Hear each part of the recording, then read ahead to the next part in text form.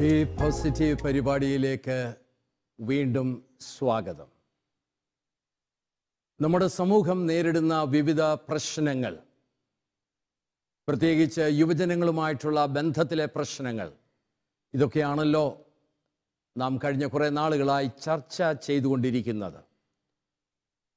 ഇന്ന് പൊതുവെ സമൂഹത്തിൽ കണ്ടുവരുന്ന വളരെ അപകടകരമായ ഒരവസ്ഥയെക്കുറിച്ചാണ് ഇന്ന് ചർച്ച ചെയ്യുവാനായിട്ട് ആഗ്രഹിക്കുന്നത്. നമ്മളൊക്കെ നോർമലാണോ അല്ലയോ എന്ന് തിരിച്ചറിയുവാൻ ദൈവം നമുക്ക് തന്നിട്ടുള്ള ഒരു മാർഗമുണ്ട്. ആ മാർഗമായി ഇന്ന് പ്രശ്നമായി മാറിയിരിക്കുന്നത്. ആ മാർഗം എന്ന് പറയുന്നത് നമ്മുടെ ഉള്ളിലുള്ള കുറ്റബോധം അഥവാ ഗിൽറ്റ് ഫീലിംഗ് എന്നുള്ളതാണ്. കുറ്റബോധം ഒരു മനുഷ്യനുണ്ടെങ്കിൽ അവൻ വളരെ നോർമലാണ്. കുറ്റബോധം ഇല്ലാത്ത ഒരവസ്ഥ അബ്നോർമൽസിയുടെ ഒരടയാളമാണ്. അപ്പോൾ കുറ്റബോധം എന്ന് പറയുന്നത് നല്ലതാണോ എന്ന് പലരും ചോദിക്കാറുണ്ട്. അത് നല്ലതാണോ തീയതാണോ എന്ന് നമുക്കിപ്പോൾ ഒന്ന് ആലോചിച്ച് നോക്കാം. എപ്പോഴാണ് ഒരു മനുഷ്യന് കുറ്റബോധം ഉണ്ടാകുന്നത്? നിങ്ങൾക്കൊന്ന് പറയാമോ? ഒരു മനുഷ്യന് എപ്പോഴാണ് കുറ്റബോധം ഉണ്ടാകുന്നത്? അയാളെ തെറ്റ് ചെയ്യുമ്പോൾ, ഒരാൾ ഒരു കുറ്റം ചെയ്ത് വരുമ്പോൾ അതിനെ ഓർത്തൊരു വിഷമം, ഒരു ഫീലിംഗ് വരുമ്പോൾ കുറ്റബോധം. അതായത് തെറ്റ് ചെയ്യുമ്പോൾ അല്ലെങ്കിൽ കുറ്റം ചെയ്യുമ്പോഴാണ് കുറ്റബോധം ഉണ്ടാകുന്നത്. ഇദ്ദേഹം ചെയ്യുന്ന തെറ്റെന്ന് പറയുന്നത് മറ്റൊരാളെ സംബന്ധിച്ച് ചിലപ്പോൾ ശരിയായിരിക്കാം. അപ്പോൾ അദ്ദേഹത്തിന് കുറ്റബോധം വരണമെന്നുണ്ടോ? അങ്ങനെയല്ല. ഇപ്പൊ നമുക്ക് തോന്നുന്നത്, ഇപ്പൊ എനിക്ക് തോന്നുന്നത് ഞാൻ ചെയ്തത് ശരിയല്ല. അപ്പൊ ഞാൻ ഏതെങ്കിലും ഒരു നിയമത്തെ ബ്രേക്ക് ചെയ്യുമ്പോൾ, ഒരു നോം അല്ലെ ഒരു സ്റ്റാൻഡ്, ഒരു നിയമം, അതിനെ ഞാൻ ബ്രേക്ക് ചെയ്യുമ്പോൾ നമ്മുടെ മനസ്സിലുണ്ടാകുന്ന ഒരു ഫീലിംഗ് അല്ലേ? അട്ടെ, ചെയ്യേണ്ടത് ചെയ്യാതെ വന്നാൽ ഈ കുറ്റബോധം ഉണ്ടാകുമോ? ചെയ്യേണ്ട ഒരു സംഗതി നിങ്ങൾ ചെയ്യുന്നില്ല, അപ്പോൾ ഈ കുറ്റബോധം ഉണ്ടാകുമോ? അന്നേരത്ത് കുറ്റബോധം ഉണ്ടാകാം അല്ലേ? അപ്പോൾ കുറ്റബോധം എന്ന് പറയുന്നത് രണ്ട് രീതിയിൽ വരാം. ചെയ്യരുതാത്തത് ചെയ്യുമ്പോൾ, ചെയ്യേണ്ടത് ചെയ്യാതിരുന്നാൽ. എന്നാൽ പല സംഗതികളും ചെയ്യരുതാത്തത് ചെയ്ത് കഴിഞ്ഞിട്ടും ചിലരിൽ കുറ്റബോധമില്ലല്ലോ. അങ്ങനെയുള്ള ആളുകളെ നിങ്ങൾ കണ്ടിട്ടുണ്ടോ? ചെയ്യരുതാത്തത് ചെയ്തിട്ടും അവരിൽ കുറ്റബോധമില്ല. അങ്ങനെയുള്ള കണ്ടിട്ടുണ്ടോ?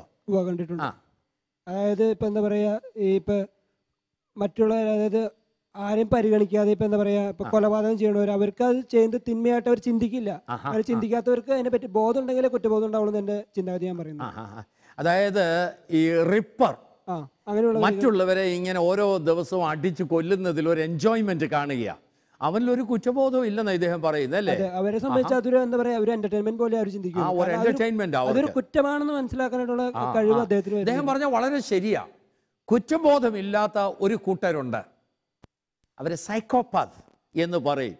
അതായത് ഇതുപോലെ മറ്റുള്ളവരെ അടിച്ചു കൊല്ലുക, ഉപദ്രവിക്കുക, അവരെ ഏതെങ്കിലും രീതിയിൽ നശിപ്പിക്കുക, അതിലൊരു എൻജോയ്മെൻറ്റ് കണ്ടെത്തുക.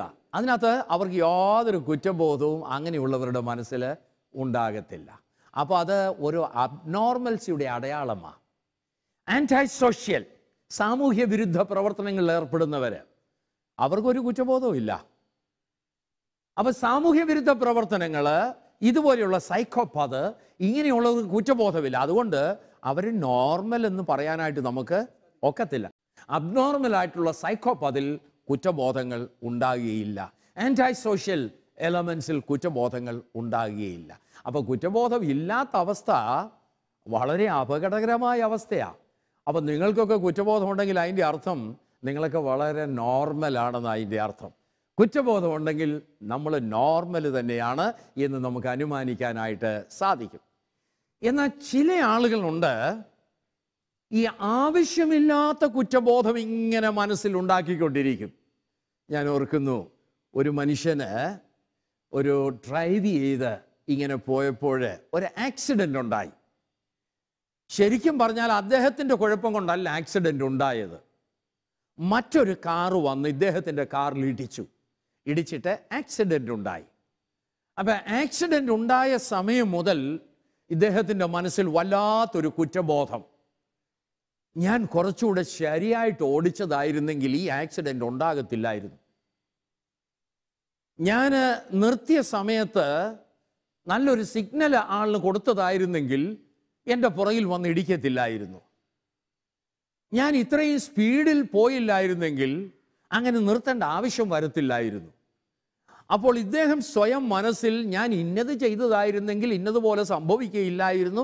ഇങ്ങനെ ചിന്തിച്ച് ചിന്തിച്ച് ചിന്തിച്ച് ഇദ്ദേഹത്തിൻ്റെ ഈ ആങ്സൈറ്റിയും കുറ്റബോധവും അങ്ങ് വർദ്ധിച്ചിട്ട് ഈ കുറ്റബോധം ഒരു അബ്നോർമൽ ലെവലിലേക്ക് എത്തി. നോർമലായിട്ടുള്ള കുറ്റബോധം അബ്നോർമൽ ലെവലിലേക്ക് എത്തുന്ന ഒരു കാര്യമാണ് ഞാൻ നിങ്ങളോട് പറഞ്ഞു. ആവശ്യമില്ലാതെ ചിന്തിച്ച് ചിന്തിച്ച് ചിന്തിച്ച് ചിന്തിച്ച് അബ്നോർമലായിട്ടുള്ള കുറ്റബോധം ചിലർ ഉണ്ടാക്കും. നമ്മൾ ഡയറക്റ്റായിട്ട് റെസ്പോൺസിബിൾ അല്ലെന്ന് വരികിലും നമ്മളിൽ ചില ഉത്തരവാദിത്തങ്ങൾ നമ്മൾ ഏൽപ്പിച്ച് നമ്മൾ കുറ്റബോധമുള്ളവരായിട്ട് തുടരും. ഉദാഹരണം പറയുകയാണെങ്കിൽ, ചെറുപ്പകാലത്ത് ഏതെങ്കിലും രീതിയിൽ സെക്ഷൽ അബ്യൂസ്, ലൈംഗിക പീഡനം ഏറ്റിട്ടുള്ളവർ, അങ്ങനെയുള്ള കുഞ്ഞുങ്ങളുടെ ആയിട്ടുള്ളവർ, അവർ പ്രായമാകുന്ന സമയത്ത് അവരിലൊരു കുറ്റബോധവും കൊണ്ട് അവർ വരും. ഞാൻ ഡർട്ടിയാ, എന്നെ കൊള്ളത്തില്ല, ഞാൻ അഴുക്കായി, ഞാൻ മോശമാ. പ്രായമായി കഴിഞ്ഞാൽ ഇവരിത് ചിന്തിച്ചുകൊണ്ടിരിക്കും. അങ്ങനെ ചിന്തിക്കുന്നതിൻ്റെ കാരണം ഈ ചെറുപ്പകാലത്തുണ്ടായ ഒരു അനുഭവമായിരിക്കാം. ആ അനുഭവത്തിൽ നിന്ന് അവരുടെ കുറ്റബോധം അബ്നോർമലായിട്ടുള്ള ഒരു അവസ്ഥയിലേക്ക് എത്തി. അങ്ങനെയാണെന്ന് വരികിൽ കുറ്റബോധം പലപ്പോഴും അബ്നോർമലായിട്ട് മാറാനായിട്ടുള്ള സാധ്യത ഉണ്ട്. നോർമലായിട്ടുള്ള കുറ്റബോധം നമ്മളിലുള്ളപ്പോൾ നമ്മൾ നോർമലാണ്. എന്നാൽ അബ്നോർമലായിട്ടുള്ള കുറ്റബോധം ആയി കഴിയുമ്പോൾ അത് നമ്മൾ ഒരു അബ്നോർമലായിട്ടുള്ള അവസ്ഥയിലേക്ക് എത്തിക്കും. അതെ, നിങ്ങൾ പലപ്പോഴും ജീവിതത്തിൽ കുറ്റബോധങ്ങളൊക്കെ ഉണ്ടായിട്ടുണ്ടെന്നാണ് നിങ്ങൾ പറഞ്ഞത്. നിങ്ങളുടെ കുറ്റബോധമൊക്കെ സാധാരണ ഏത് രീതിയിലാണ് നിങ്ങൾ പ്രകടിപ്പിച്ചിട്ടുള്ളതെന്ന് പറയാമോ? കുറ്റബോധങ്ങൾ വന്നിട്ടുള്ള സമയത്ത് നിങ്ങളത് ഏത് രീതിയിലാണ് എക്സ്പ്രസ് ചെയ്തിട്ടുള്ളത്, ഏത് രീതിയിലാണ് അത് പ്രകടിപ്പിച്ചിട്ടുള്ളത്? അദ്ദേഹത്തിനൊന്ന് പറയാമോ? തെറ്റ് ചെയ്ത് കഴിഞ്ഞാൽ ആദ്യം നമ്മളത് മറച്ചു വെക്കാൻ നോക്കും. മറച്ചു വെച്ച് കഴിയുമ്പോൾ എങ്ങനെയാലും അത് അവസാനം പുറത്തു വരും. ഇത് നമ്മൾ എന്നുള്ള വാക്കിന് പകരം ഞാൻ എന്നുള്ള വാക്ക് കുറച്ചുകൂടി ഉപയോഗിക്കുന്നതായിരിക്കും നല്ലത്. എല്ലാവരുടെയും കാര്യം നമുക്ക് പറയാൻ ഒക്കത്തില്ലല്ലോ. അപ്പം ഞാൻ എന്ന് ചേർത്ത് പറഞ്ഞാട്ടെ. ഒരു തെറ്റ് ചെയ്ത് കഴിഞ്ഞാൽ ഞാൻ അതിനെ മറച്ചു വയ്ക്കാനായിട്ടാണ് ആദ്യമേ ഒരു ശ്രമം. ഇത് മറച്ചു വെക്കാൻ സാധാരണ നമ്മൾ എന്നാ ചെയ്യുന്നേ? മറച്ചു വെക്കാനായിട്ട് എന്ന് പറയുമ്പോൾ ആരോട് ഇതിനെക്കുറിച്ച് പറയില്ല, ചിലപ്പോൾ പറയാതിരിക്കും, അല്ലേ? ഈ കുറ്റബോധം ഉണ്ടാകുന്ന ഉടനെ ഇദ്ദേഹം പറഞ്ഞ വളരെ ശരിയാ. ആദ്യമേ നിവൃത്തി ഉണ്ടെന്ന് വരികിൽ ഇത് ആരും അറിയാതിരിപ്പാൻ തക്കവണ്ണം നമ്മളിത് മറച്ചു വയ്പ്പാനായിട്ട് ശ്രമിക്കും. അതുകൊണ്ട് ഇതിനെക്കുറിച്ച് ആരോടും നമ്മൾ പറയത്തില്ല. വേറെ ഏതെങ്കിലും രീതിയിൽ കുറ്റബോധം വന്നാൽ ഇദ്ദേഹം പറയാൻ തുടങ്ങാം. നമ്മൾ ദൈവത്തോട് പറയാൻ നമ്മൾ പ്രാർത്ഥിക്കും. ദൈവമേ, ഞാൻ നമ്മളെന്നുള്ളത് വിട്ടിട്ട് ഞാൻ എന്നുള്ളതെന്ന് പറഞ്ഞാൽ കുറച്ചുകൂടെ വ്യക്തിഗതമാകും. ദൈവത്തോട് പ്രാർത്ഥിക്കുന്നു. ഞാൻ ചെയ്തത് ഇത്ര വലിയ തെറ്റാണല്ലോ, ദൈവമേ എന്നോട് ക്ഷമിക്കണേ. അങ്ങനെ നമ്മളൊരു പ്രാർത്ഥന ദൈവത്തോട്. അപ്പൊ ദൈവം ക്ഷമിക്കുവോ? ദൈവത്തിനോട് പറഞ്ഞു കഴിയുമ്പോൾ നമുക്കൊരു സുഖം കിട്ടും, മനസ്സിനൊരു സുഖം കിട്ടും, ആശ്വാസം കിട്ടും. ശരി, ഇദ്ദേഹം എന്തോ പറയാൻ തുടങ്ങാം. എന്റെ മനസ്സിൽ ഒരുപാട് കുറ്റബോധം തോന്നിക്കഴിഞ്ഞാൽ എനിക്കത് ആരെങ്കിലും ഷെയർ ചെയ്യണം. അപ്പം അവരുടെ ഒരു അഡ്വൈസ് വാങ്ങിച്ച്, അപ്പോൾ അത് കൂടുതൽ തെറ്റായെങ്കിൽ അവരോട് ഞാൻ ദേഷ്യപ്പെട്ട ഇത് മറ്റുള്ളവരോട് ഞാനൊന്ന് ഷെയർ ചെയ്യുവാനായിട്ടുള്ള ശ്രമം. അപ്പോൾ കുറ്റബോധം വരുമ്പോൾ നിങ്ങൾ കൈകാര്യം ചെയ്യുന്ന രീതികളാണ് പറഞ്ഞ്. ഒരാൾ പറഞ്ഞു ഞാനിത് നിവൃത്തിയുണ്ട് ആരും അറിയാതിരിക്കാൻ ശ്രമിക്കും. മറ്റൊരാൾ പറഞ്ഞു ഞാൻ ദൈവത്തോട് ഇതിനെക്കുറിച്ച് പറയും. വേറൊരാൾ പറഞ്ഞു ഞാൻ ക്ഷമ ചോദിക്കും. മറ്റൊരാൾ പറഞ്ഞു ഞാനിത് ഷെയർ ചെയ്യും. പല രീതിയിൽ കുറ്റബോധത്തെ നമുക്ക് കൈകാര്യം ചെയ്യുവാനായിട്ട് സാധിക്കും. സാധാരണഗതിയിൽ കുറ്റബോധം ഉണ്ടാകുമ്പോൾ പല ആളുകളും ചെയ്യുന്നത് ഇതിനെ റിപ്രസ് ചെയ്യും. റിപ്രസ് ചെയ്യുക എന്ന് പറഞ്ഞാൽ മനസ്സിൻ്റെ അടിത്തട്ടിലേക്ക് നമ്മൾ ഇതിനെ അങ്ങ് ബറി ചെയ്യും, കുഴിച്ചു മൂടും. അങ്ങനെ ഒരു കാര്യമേ സംഭവിച്ചില്ല, ഒന്നും നടന്നില്ല എന്നുള്ള മട്ടിൽ ആരും അറിയാത്ത രീതിയിൽ ഇതിനെ കുഴിച്ചു മൂടിക്കൊണ്ട് നമ്മൾ അങ്ങനെ, അതിനാണ് റിപ്രസ് ചെയ്യുക എന്ന് പറയുന്നത്. ഇങ്ങനെ കുഴിച്ചു മൂടിയ ഏതെങ്കിലും കുറ്റബോധം ആ കുഴിച്ച് മൂടിയെടുത്ത് കിടക്കുമോ? നിങ്ങൾക്ക് എന്നാ തോന്നുന്നു? അങ്ങനെ ഒരിക്കലും സംഭവിക്കില്ല. കാര്യം അത് പിന്നീട് നമുക്ക് തോന്നും അതൊരു ഡിസ്റ്റർബൻസ് ആയിട്ടില്ലെങ്കിൽ അതൊരു മനസ്സിനെ അത് ബാധിക്കുന്ന ഒരു വലിയൊരു പ്രശ്നമായി തീരുന്നത് ഭാവിയിൽ. അത് ഒരിക്കലും അങ്ങനെ പറയായി കിടക്കില്ലത്. അദ്ദേഹം പറഞ്ഞത് വളരെ ശരിയാണ്. കുഴിച്ചു മൂടിയ ഒരു സംഗതി ഒരിക്കലും അത് അവിടെ കിടക്കുകയില്ല. ഇദ്ദേഹം എന്തോ പറയാൻ തുടങ്ങാണ്. അതെനിക്ക് തോന്നുന്നില്ല. കാരണം നമ്മളിപ്പം എന്തെങ്കിലും ഒരു സംഭവം നടന്നിട്ടുണ്ടെങ്കിൽ നമ്മൾ 2 വർഷം കഴിഞ്ഞാൽ നമ്മൾ തന്നെ ഓട്ടോമാറ്റിക്കായിട്ട് മറക്കും.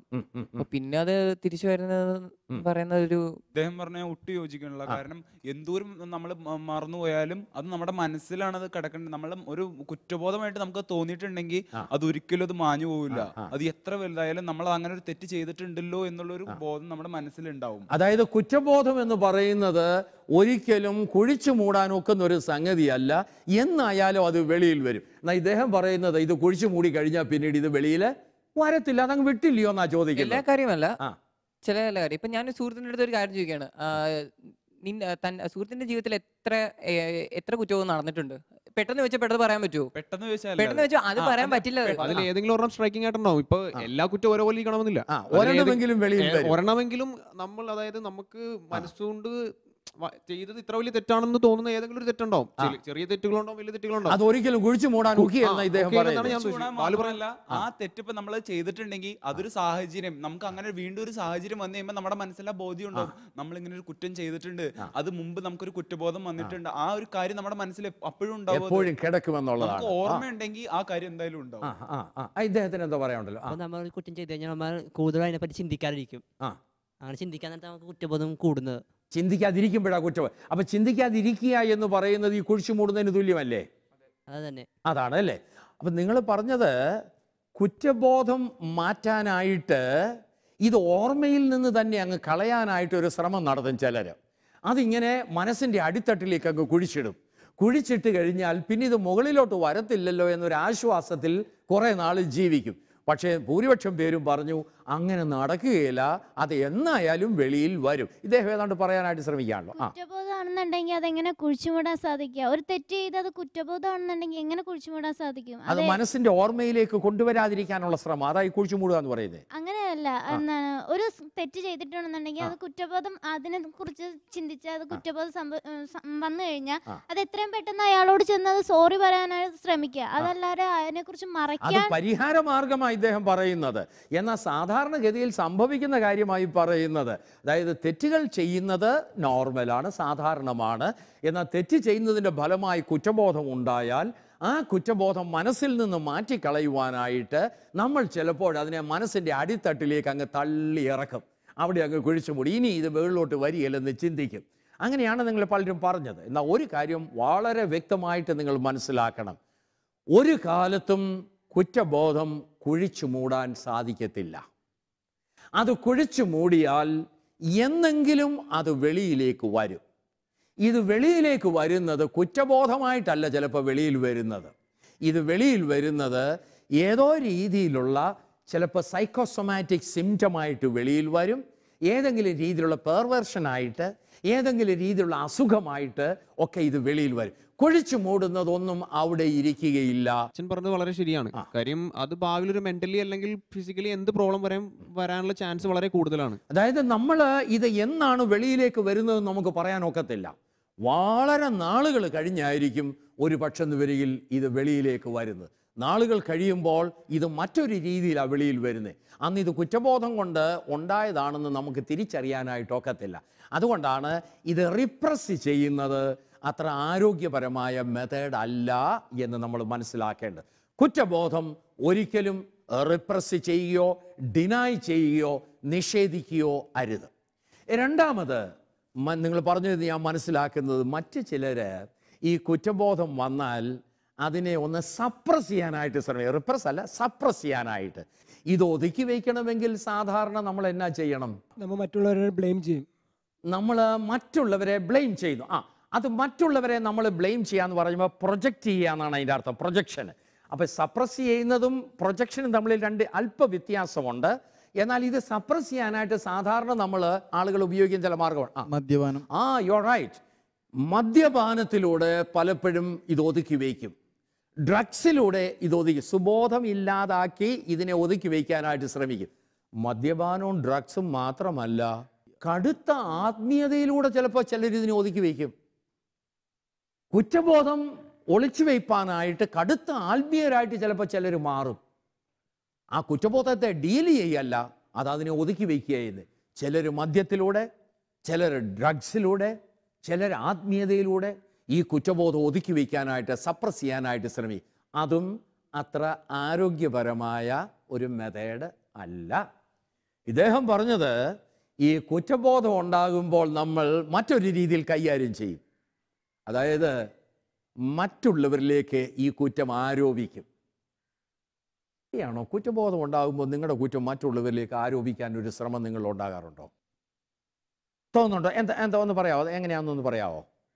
ഇപ്പോൾ നമ്മളിപ്പോൾ ഒരു കുറ്റം ചെയ്തിട്ടുണ്ടെങ്കിൽ ആ കുറ്റം നമ്മളാണ് ചെയ്തതെന്ന് നമുക്കൊരു ഉറപ്പുണ്ട്. അപ്പം ബാക്കിയുള്ളവർ എന്ത് വിചാരിക്കും എന്നുള്ള ഒരു പേടി നമ്മളിൽ ഉണ്ടാവും. അങ്ങനെ ഉണ്ടാവുന്ന സമയത്ത് നമ്മളത് മാക്സിമം നമ്മളല്ല എന്ന് ബാക്കിയുള്ളവരെ തെളിയിക്കാൻ വേണ്ടി, ഞാനല്ല എന്നുള്ളത് തെളിയിക്കാനായിട്ട് മറ്റൊരാള് കുറ്റക്കാരനാണെന്ന് അവരുടെ കുറ്റത്തെ ഉയർത്തി നമ്മൾ കാണിക്കും. അത് വളരെ ശരി. അദ്ദേഹം പറഞ്ഞൊരു സംഗതി, നമ്മളിലുള്ള കുറവുകൾ ഒന്ന് മിനിമൈസ് ചെയ്ത് കാണിക്കുവാനായിട്ട് മറ്റുള്ളവരുടെ കുറവിനെ നമ്മൾ ഹൈലൈറ്റ് ചെയ്യും.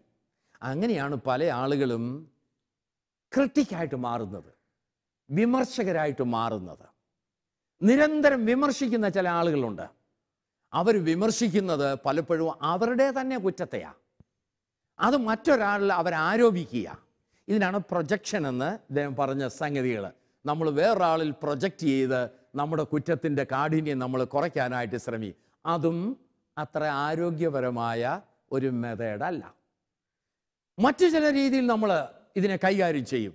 സാധാരണ നമ്മൾ ചെയ്യുന്ന ഒരു പരിപാടിയാണ് റാഷണലൈസേഷൻ അതിന് പറയുന്നത്. റാഷണലൈസേഷൻ എന്ന് പറയുന്നത് ന്യായീകരണം. നമ്മൾ ചെയ്തൊരു തെറ്റ് ന്യായീകരിക്കും നമ്മളല്ലേ. ഇപ്പം ഈ കൈക്കൂലി വാങ്ങിക്കുന്ന ആളുകളോട് എന്തിനാ കൈക്കൂലി വാങ്ങിച്ചെന്ന് ചോദിച്ചാൽ അവരെന്നോ പറയും? മോള് പഠിക്കാറുണ്ട്, മോന് പഠിക്കാറുണ്ട്, വലിയ കടമുണ്ട്, പല പല റീസൺസ് ഉണ്ടാവും. ഈ ശമ്പളം കൊണ്ട് എന്നാ ചെയ്യാനാണ്? മോള് പഠിക്കാനുണ്ട്, മോൻ പഠിക്കാനുണ്ട് എന്നൊക്കെ പറയും. വേറെ എന്തെങ്കിലും പറയുമോ ഇവർ ഉത്തരം? വേറെ എന്തെങ്കിലും പറയുമോ? വേറെ എന്തെങ്കിലും ഉത്തരം? ഇത് കൈകാര്യം ഇങ്ങനെ ഈ കൈക്കൂലി വാങ്ങിക്കുന്നവരെ എന്തിനാ ഇത് വാങ്ങിക്കുന്നത് ചോദിച്ചാൽ എന്നോ പറയും സാധാരണഗതിയിൽ? അവരുടെ എൻജോയ്മെന്റിനാണ് ഇത് സാധാരണ മേടിക്കാറ്. കൈക്കൂലി ഒരു എൻജോയ്മെന്റ് ആണോ? ഇദ്ദേഹം എന്തോ പറയാനായിട്ട് തുടങ്ങാമല്ലോ. അവർക്കും ജീവിക്കണ്ടേ? അവർക്കും ജീവിക്കണ്ട. അത് ഇദ്ദേഹം പറയുന്ന സംഗതിയാ. ഞാൻ ചോദിച്ചത് ഇത് വാങ്ങിക്കണ്ടേ? നമുക്കും ജീവിക്കണ്ടേ? കൊടുക്കുന്നവർക്കും ജീവിക്കാം. അത് വളരെ ശരിയായ സംഗതികളാണ്. അപ്പൊ ഇത് ചുരുക്കം പറഞ്ഞാല് എല്ലാവരും ഇതാ ചെയ്യുന്നത്. ഇപ്പൊ കൈക്കൂലി വാങ്ങിക്കാത്തവരാരാ? അപ്പൊ ഇദ്ദേഹം പറയും ഇത് കൊടുക്കാതെ എങ്ങനെയാ കാര്യം സാധിക്കുന്നത്? ഇത് കൊടുക്കാതെ ആരാ കാര്യം സാധിക്കുന്നത്? അപ്പൊ വാങ്ങിക്കുന്നവർ പറയും ഇപ്പൊ വാങ്ങിക്കാത്തവരാരാ? കൊടുക്കുന്നവർ പറയും ഇത് കൊടുക്കാതെ എങ്ങനെയാ നടക്കുന്നത്? അപ്പൊ ഇതിനെ രണ്ട് കൂട്ടരും ലഘൂകരിക്കുക. ഇതാണ് റാഷണലൈസേഷൻ എന്ന് പറയുന്നത്. അതായത് ഇത് വാങ്ങിക്കുന്നതിന് എനിക്ക് കാരണമുണ്ട്, ഇത് വാങ്ങിക്കുവാനായിട്ട് ഇപ്പോഴത്തെ ഒരു ന്യായമായ സംഗതിയാണ് ഇത് വാങ്ങിക്കുന്നത്. അതും വളരെ അപകടകരമായ ഒരു രീതിയാണ് റാഷണലൈസേഷൻ എന്ന് പറയുന്നത്. അപ്പോൾ വിവിധ രീതിയിൽ നമ്മുടെ കുറ്റബോധത്തെ നമ്മൾ കൈകാര്യം ചെയ്യുന്നതാകണ്ടേ. ചിലർ റിപ്രസ് ചെയ്യും, ചിലർ സപ്രസ് ചെയ്യും, ചിലർ പ്രൊജക്റ്റ് ചെയ്യും, ചിലർ റാഷണലൈസ് ചെയ്യും. എന്നാൽ ഇതൊന്നും ശരിയായ രീതിയിലുള്ള മറ്റു ചില ആളുകളുണ്ട് ഈ കുറ്റബോധം തീർക്കാനായിട്ട് കോമ്പൻസേഷൻ എന്ന് പറഞ്ഞൊരു പരിപാടിയുണ്ട്. കോമ്പൻസേഷൻ, എന്തെങ്കിലും അന്യായമായ രീതിയിൽ ചെയ്തതിന് ശേഷം അതിനെ കോമ്പൻസേറ്റ് ചെയ്യാനായിട്ട് മറ്റു പല മാർഗങ്ങൾ കാണിക്കും. അതെന്തുവാ നിങ്ങൾക്കറിയാം? പള്ളിയിൽ നേർച്ച ഇടും. അതായത് ഞാൻ ചെയ്ത തെറ്റിനെ കോമ്പൻസേറ്റ് ചെയ്യാനായിട്ട് സ്തോത്ര കാഴ്ച സമർപ്പിക്കും. അപ്പോൾ പല രീതിയിൽ നമ്മൾ ഇതിനെ കോമ്പൻസേറ്റ് ചെയ്യാനായിട്ട് ശ്രമിക്കും. ഏത് രീതിയിലായാലും പണം ഉണ്ടാക്കിയിട്ട് കുറേ കൊണ്ട് ദൈവത്തിന് കൊടുത്തു കഴിഞ്ഞാൽ ആ കുറ്റബോധത്തിന് ഒരു ശമനം കിട്ടുമെന്നാണ് പലരും ധരിച്ചിരിക്കുന്നത്. കോമ്പൻസേറ്റ് ചെയ്യുക. തെറ്റുകൾ ചെയ്തതിന് ശേഷം ഇതുപോലെയുള്ള ചില പരിഹാരക്രിയകൾ നമ്മൾ ചെയ്ത് ആശ്വാസം കണ്ടെത്താനായിട്ട് ശ്രമിക്കും. അതും നല്ല ഒരു മാർഗമാണെന്ന് എനിക്ക് തോന്നുന്നില്ല. അപ്പോൾ ഈ കുറ്റബോധത്തെ കൈകാര്യം ചെയ്യുവാൻ ഇവിടെ പറഞ്ഞതായുള്ള മാർഗങ്ങൾക്കെല്ലാം തൽക്കാല ഒരു ശമനം കിട്ടിയെന്ന് വരാം, പക്ഷെ അതൊരിക്കലും ഒരു സ്ഥായിയായ പരിഹാര മാർഗം അല്ല. ഈ ചിലപ്പോഴേ നിങ്ങൾ ചെയ്തിട്ടുള്ള തെറ്റുകൾ നിങ്ങൾ ആവർത്തിച്ച് ചെയ്യാറില്ല. ചിലപ്പോഴേ അന്ന് ആദ്യം ഉണ്ടായിരുന്ന അത്രയും കുറ്റബോധം ഇന്ന് നിങ്ങൾക്ക് അതിനെക്കുറിച്ചുണ്ടോ? എന്താ ഒന്ന് പറഞ്ഞാട്ടെ. ഇന്ന് ആദ്യം നമ്മൊരു തെറ്റ് ആദ്യം ചെയ്യുമ്പോൾ നമുക്ക് അതിനെക്കുറിച്ച് വളരെയധികം കുറ്റബോധം ഉണ്ടാവും. പിന്നീട് നമ്മൾ അത് ആവർത്തിച്ച് ചെയ്യുമ്പോൾ നമുക്ക് അതൊരു തെറ്റാണെന്നുള്ള ചിന്ത പോലെ നമുക്ക് ഉണ്ടാവുകയില്ല. ഇദ്ദേഹം ഏതാണ്ട് അതിനോടനുബന്ധിച്ചാണല്ലോ പറയാൻ വന്നതെന്ന് പറഞ്ഞാട്ടെ. മിക്കവാറും കുമ്പസാരിച്ച് കഴിഞ്ഞിട്ട് ചെയ്യുന്ന അതേ ഭാഗങ്ങൾ തന്നെ പിന്നെയും പോയി റിപ്പീറ്റ് ചെയ്യുന്നത്. ഇപ്പൊ ആദ്യമൊക്കെ ചെയ്യുമ്പോഴത്തേനും അയ്യോ ഞാൻ ചെയ്തത് തെറ്റാണല്ലോ, പിന്നെ പിന്നെ ഇപ്പം അത് ആ റൊട്ടീനായി, അതങ്ങനെ കുറ്റമായിട്ട് മാറി അല്ലേ. ആദ്യമേ ഒരു വല്ലാത്ത വേദന ഉണ്ടാക്കി, പിന്നെ ഇത് ഒരു റൊട്ടീൻ കുറ്റമായിട്ട് മാറി. ഇദ്ദേഹത്തിന് അതിനെക്കുറിച്ച് വല്ലതും പറയാനായിട്ടുണ്ടോ? ഈ കുറ്റബോധങ്ങള് നമ്മൾ പണ്ടുണ്ടായിരുന്ന അതേ രീതിയിലുള്ള കുറ്റബോധം ഇപ്പോഴുണ്ടാകാറുണ്ടോ? ഇല്ല, ആദ്യം ചെയ്യുമ്പോൾ ഉണ്ടാകുന്ന കുറ്റബോധം പിന്നീട് ചെയ്യുമ്പോൾ ഒരിക്കലും നമുക്ക് തോന്നാറില്ല. നമ്മൾ ചെയ്യുന്ന അത് തുടർച്ചയായി ചെയ്യുമ്പോൾ അത് കുറ്റമാണെന്ന് തന്നെ പറയുകയല്ല, നമ്മൾ ചെയ്യുന്നത് ശരിയാന്നേ പറയൂ. ഇതിനോടനുബന്ധിച്ച് ഒരു കഥ ഒരിക്കൽ ഞാൻ വായിക്കുകയുണ്ടായി. ബൈബിളിൽ ഒരു കഥയുണ്ടല്ലോ, പാപിയായ ഒരു സ്ത്രീയെ പിടിച്ചുകൊണ്ട് വന്നിട്ട് നിങ്ങളിൽ കുറ്റമില്ലാത്തവർ കല്ലെറിയട്ടെ എന്ന് പറഞ്ഞു. അപ്പോൾ ഇത് പറഞ്ഞു കഴിയുന്നതിന് മുമ്പ് എല്ലാവരും കുറ്റബോധമുള്ളവരായിട്ട് കല്ല് താഴെ ഇട്ടേച്ച് പോയി എന്നാണ് ബൈബിളിൽ പറയുന്നത്. അതിൻ്റെ ഒരു കണ്ടിന്യൂഷൻ, തുടർച്ച എന്നുള്ള രീതിയിൽ ഒരാളൊരു കഥ എഴുതി. ഈ സ്ത്രീയെ കൊണ്ട് ഇന്ന് നമ്മുടെ കേരളത്തിലേക്ക് വന്നു. കേരളത്തിലേക്ക് വന്നിട്ട് ഇവിടെ വന്നുകൊണ്ട് യേശുക്രിസ്തു പറയുകയാണ്, കേരളക്കാരോട് പറയുകയാണ്, നിങ്ങളിൽ കുറ്റമില്ലാത്തവർ ഇവരെ കല്ലെറിയട്ടെ എന്ന് പറയും. ഇത് പറഞ്ഞ് കർത്താവ് വായിൽ നാക്കിട്ടില്ല. അതിനു മുൻപ് ഒരു കൽക്കൂമ്പാരത്തിൻ്റെ ഉള്ളിൽ ഈ സ്ത്രീ മൂടപ്പെട്ടു. എല്ലാവരും കല്ലുകൊണ്ട് ഈ സ്ത്രീയെ എറിഞ്ഞു. ഇത് നമ്മുടെ സമൂഹത്തിൻ്റെ ഒരു പിക്ചറാണ് ആ കഥയിലൂടെ കാണിക്കുന്നത്. കുറ്റബോധം നഷ്ടപ്പെടുന്ന ഒരു സമൂഹമായിട്ട് നമ്മുടെ സമൂഹം മാറുകയാണ്. കുറ്റബോധം നഷ്ടപ്പെടുന്ന സമൂഹമായിട്ട് മാറിക്കഴിഞ്ഞാൽ അത് വളരെ അപകടകരമായിട്ടുള്ള ഒരു അവസ്ഥയാണ്. ആരോഗ്യപരമായിട്ടുള്ള കുറ്റബോധത്തെക്കുറിച്ചാണ് ഞാൻ ഈ പറയുന്നത്. പണ്ടുണ്ടായിരുന്ന കുറ്റബോധം ഇന്നില്ലാത്തത് എന്തുകൊണ്ടാണ്? ഒരേ തെറ്റ് വീണ്ടും വീണ്ടും തെറ്റാണ് എന്നറിഞ്ഞ് നമ്മൾ ആവർത്തിച്ചു കൊണ്ടിരുന്നാൽ ആ തെറ്റ് പിന്നെ നമുക്ക് തെറ്റേ അല്ലാതാകും. ആദ്യം ഒരു വലിയ വേദന ഉണ്ടാകും. രണ്ടാമത് അതേ തെറ്റ് ആവർത്തിക്കുമ്പോൾ നമ്മുടെ മനസ്സ് പറയും, ഓ തെറ്റായി പോയി, വേണ്ടായിരുന്നു. എന്നാൽ അത് വീണ്ടും നമ്മൾ ആവർത്തിക്കുമ്പോൾ നമ്മുടെ മനസ്സ് പറയും, ഓ എല്ലാവരും ഇപ്പം ഇങ്ങനെയൊക്കെയാ, അങ്ങനെ ഒക്കത്തുള്ളൂ. നാലാമത് അതേ തെറ്റ് വീണ്ടും ആവർത്തിക്കുമ്പോൾ നമ്മുടെ മനസ്സ് പറയും, ഞാൻ ചെയ്തതാ ശരി. അപ്പോൾ തെറ്റാണെന്നേ നമുക്കറിയാൻ വയ്യാത്ത ഒരവസ്ഥയിൽ എത്തിച്ച് ആ അവസ്ഥയിലേക്ക് നമ്മുടെ മനസ്സാക്ഷി, സമൂഹത്തിൻ്റെ മനസ്സാക്ഷി എത്തിച്ചേരുന്ന ആ അവസ്ഥയാണ് അപകടകരമായ അവസ്ഥ എന്ന് നമ്മൾ മനസ്സിലാക്കേണ്ടത്. അപ്പോൾ കുറ്റബോധം ആരോഗ്യപരമായ രീതിയിൽ നമ്മൾ കൈകാര്യം ചെയ്യേണ്ടത് ആവശ്യമാണ്. അങ്ങനെയെങ്കിൽ എങ്ങനെയാണ് നമുക്കിതിനെ എക്സ്പ്രസ് ചെയ്യാനായിട്ട് സാധിക്കുന്നത്? ആരോഗ്യപരമായ രീതിയിൽ കുറ്റബോധത്തെ എങ്ങനെ എക്സ്പ്രസ് ചെയ്യാൻ സാധിക്കും? അല്പം മുൻപേ നിങ്ങൾ ചില ആളുകൾ ചില സജഷൻസ് ഒക്കെ പറഞ്ഞു. നമ്മൾ പോയി ക്ഷമ ചോദിക്കുക എന്നുള്ളത്. ഈ നമ്മൾ വേറെ ഒരാളോട് ക്ഷമിക്കണമെങ്കിൽ അതിനു മുൻപ് മറ്റ് ചില ക്ഷമകൾ നടന്നിരിക്കണം. അതെ, നമ്മളോട് തന്നെ ക്ഷമിക്കണം, എങ്കിലേ വേറെ ആളോട് ക്ഷമിക്കാൻ ഒക്കത്തുള്ളൂ. നമ്മളോട് ക്ഷമിക്കണമെങ്കിൽ അതിനു മുമ്പ് മറ്റൊരു സംഗതി നടന്നിരിക്കണം. അതെന്തുവാ? നമ്മളോട് ക്ഷമിക്കണമെങ്കിൽ ആദ്യം ദൈവം നമ്മൾ ചെയ്ത തെറ്റ് ക്ഷമിച്ചു എന്നൊരു ഇത് നമുക്കുണ്ടായി. അപ്പൊ ഇതിന് 3 പടികളാണ് ക്ഷമയ്ക്കുള്ളത് അല്ലേ? ദൈവം എന്നോട് ക്ഷമിച്ചു എന്നുള്ള ബോധം, ആ ബോധത്തിൽ നിന്ന് ഞാൻ എന്നോട് തന്നെ ക്ഷമിക്കുക, മൂന്നാമത് ഞാൻ മറ്റൊരു വ്യക്തിയോട് ക്ഷമിക്കുക. ഒരു കാര്യം വളരെ വ്യക്തമാണ്, കുറ്റബോധത്തിൽ നിന്ന് വിടുതൽ കിട്ടണമെങ്കിൽ ക്ഷമ നമ്മൾ പ്രായോഗിക തലത്തിൽ എത്തിച്ചെങ്കിലേ ഒക്കത്തുള്ളൂ. ക്ഷമ എന്ന് പറയാം, ഫൊർഗീവ്നെസ് എന്ന് പറയുന്നതാണ് കുറ്റബോധത്തിൻ്റെ പരിഹാരം എന്ന് പറയുന്നത്. ദൈവം എന്നോട് ക്ഷമിച്ചു, ഞാൻ തന്നെ എന്നോട് ക്ഷമിക്കണം, ഞാൻ മറ്റുള്ളവരോടും ക്ഷമിക്കണം.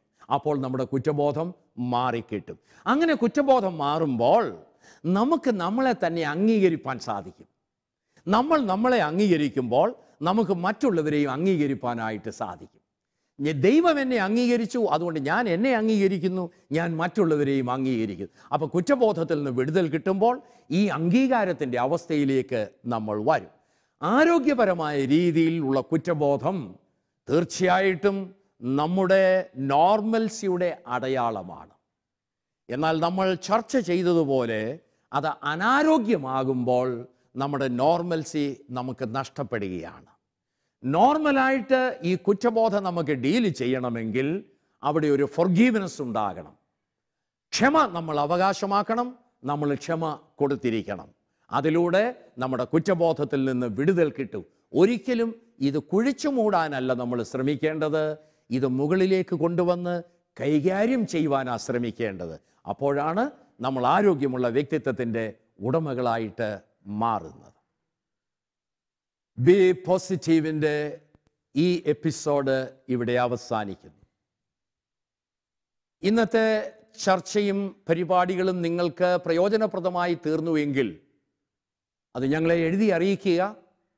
ഞങ്ങളെ അറിയിക്കേണ്ടുന്ന വിലാസം: the producer, B positive, Shalom TV, Peruvannamuzhi, Kozhikode.